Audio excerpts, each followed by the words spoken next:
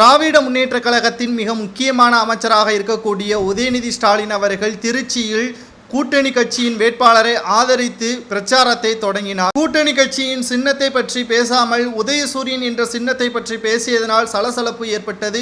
மாறாக உதயநிதி ஸ்டாலின் அவர்கள் மதுபோதையில் இருந்ததாகவும் அரசியல் வட்டாரங்களில் செய்திகளும் வெளியாகி உள்ளன. ஏனென்றால் வீடியோக்களை பார்க்கும் பொழுது உதயநிதி ஸ்டாலின் அவர்கள் குடிபோதையில் பேசியதாகத்தான் தெரிய வருகிறது. நிச்சயமாக உதயநிதி ஸ்டாலின் அவர்கள் குடிபோதையில் பிரச்சாரம் செய்தார். அவர் சொன்ன வாக்குறுதிகளை நிறைவேற்றுவாரா? ஏனென்றால் 2019 ஆண்டு சட்டமன்ற தேர்தலின் பொழுது கலைஞருக்கு வாக்கு கொடுத்தால் நிச்சயமாக வெற்றியடைய வைத்தால் மதுபோதையை நாங்கள் முழுவதுமாக ஒழிப்போம் என்று கூறினார்கள். ஆனால் அந்த 2016 ஆண்டு சட்டமன்ற தேர்தலில் அதிமுக வெற்றியடைந்தது, திமுக படுதோல்வி அடைந்தது.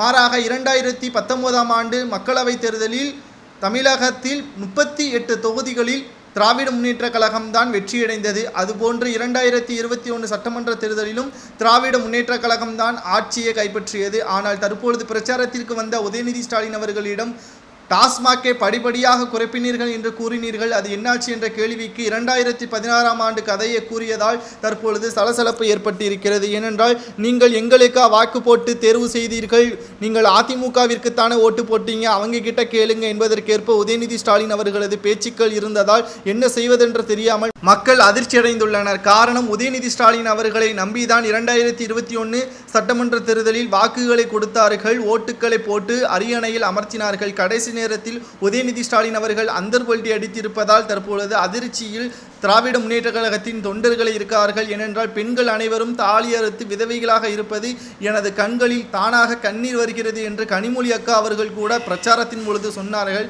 தற்பொழுது மதுபான கொள்கைகளை பற்றியான பேச்சுக்கள் எடுத்தாலே ஓட்டம் பிடிக்கக்கூடிய வகையில்தான் தூத்துக்குடியில் கனிமொழி அவர்களின் செயல்பாடுகளும் இருக்கிறது.